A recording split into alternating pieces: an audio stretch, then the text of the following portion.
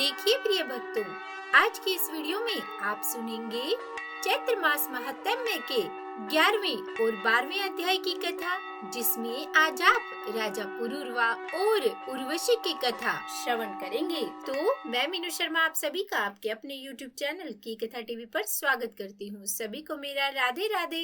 और चलिए अब आज की यह कथा आरंभ करते हैं।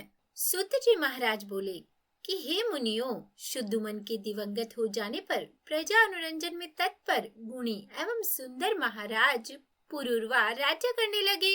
ये राजा प्रजा की रक्षा में सदा संलग्न रहते थे तथा बड़े ज्ञानी और धर्मात्मा थे। इन्होंने कई सत्कर्म किए थे, इससे संसार में इनकी कीर्ति अपार हो गई। इनकी कीर्ति सुनकर स्वर्ग की अप्सरा उर्वशी भी इन पर आसक्त हो गई। उर्वशी पुरूरवा को अपना पति बनाना चाहती थी। वह उर्वशी उस समय ब्रह्मा जी के श्राप के कारण पृथ्वी लोक पर आई हुई थी। पुरूरवा को धर्मात्मा राजा समझकर उसने उनसे विवाह किया, परंतु उर्वशी ने राजा के सामने 2 शर्तें रखी। पहली शर्त तो यह थी कि राजा सदा ही उनकी 2 भेड़ों की रक्षा करेंगे। जब भी उनकी रक्षा करने में वे असमर्थ हो जाएंगे, उर्वशी उन्हें छोड़कर चली जाएगी। और दूसरी शर्त यह थी कि वे सदा घी ही खाएगी। राजा ने उर्वशी की दोनों शर्तें मान ली।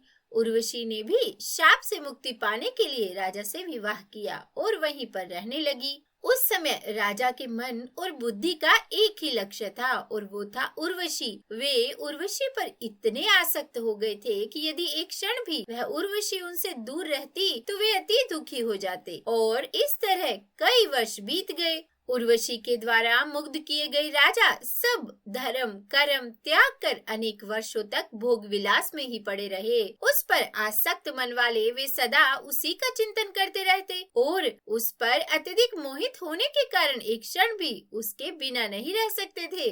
जब इस प्रकार बहुत समय बीत गया, बहुत वर्ष बीत गए, तब देवलोक में इंद्र ने अपनी सभा में उर्वशी को नहीं पाया तो उन्होंने अपने सेवकों से यह जाना कि उर्वशी ब्रह्मा जी के श्राप से पृथ्वी लोक में रह रही है।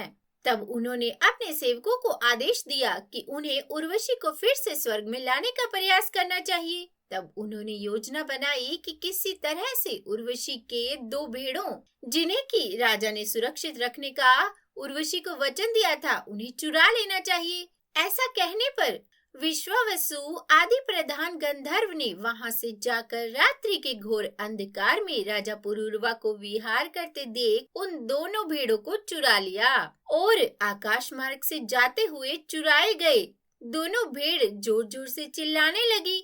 अपने पुत्र के समान पाली हुई भेड़ों का क्रंदन सुनते ही उर्वशी ने क्रोधित होकर राजा पुरूरवा से कहा कि हे राजन, मैंने आपके सम्मुख जो पहली शर्त रखी थी वह टूट गई है। ये 2 भेड़ें मेरे पुत्रों के समान थे। धिक्कार है तुम जैसे पति पर, क्योंकि पुत्र के समान मेरी प्रिय भेड़ों को चोरों ने चुरा लिया है और फिर भी आप घर में स्त्री की तरह शयन कर रहे हैं। अपने को वीर समझने वाले इस अधम स्वामी के द्वारा मैं नष्ट कर दी गई। सर्वदा प्राणों के समान मेरे दोनों भेड़ अब चले गए। उर्वशी को इस प्रकार विलाप करता देख प्रेम आसक्त राजा पुरूरवा, जो कि पीछे जैसे भी थे वैसे ही तुरंत दौड़े। उसी समय गंधर्वों ने वहां राजा के भवन में बिजली चमका दी, जिससे उर्वशी ने जब राजा को वहां उस अवस्था में देखा, तब उर्वशी वहां अपनी शर्त को भंग हुई मानकर वहां से चली गई। और उर्वशी को वहां से गया हुआ देखकर गंधर्व भी ऊपर उन दोनों भेड़ों को वही मार्ग में छोड़कर भाग गए। थका हुआ राजा भेड़ों को लेकर अपने घर चला आया और वहां उर्वशी को ना पाकर अत्यंत दुखी होकर विलाप करने लगे और व्याकुल लाचार काम से मोहित तथा एकमात्र उर्वशी में आसक्त चित्त वाले राजा शोक तथा क्रंदन करते हुए देश विदेश में भ्रमण करने लगे। और इस प्रकार समस्त भूमंडल पर भ्रमण करते हुए उन्होंने उर्वशी को कुरुक्षेत्र में देखा। उसे देखते ही प्रसन्न मुख वाले श्रेष्ठ राजा पुरूरवा ने मधुरवाणी में उनसे कहा कि हे प्रिय, ठहरो ठहरो, मैं अब भी तुम पर आसक्त हूँ, मैं तुम्हारे वश में हूँ, अतः मुझ निरपराधी पति को तुम मत छोड़ो। हे देवी,